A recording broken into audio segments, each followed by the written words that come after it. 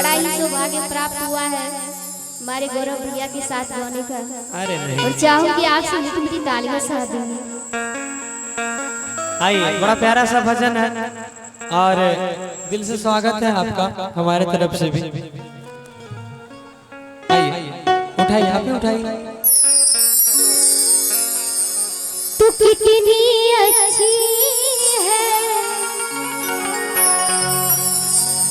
तू कितनी भोली है, प्यारी प्यारी है। ओ माँ, ओ माँ, ओ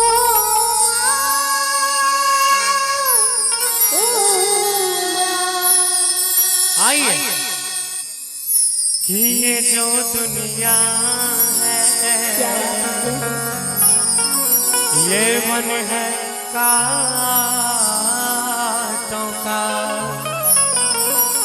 तुम फुलवारी है। आइए, ओ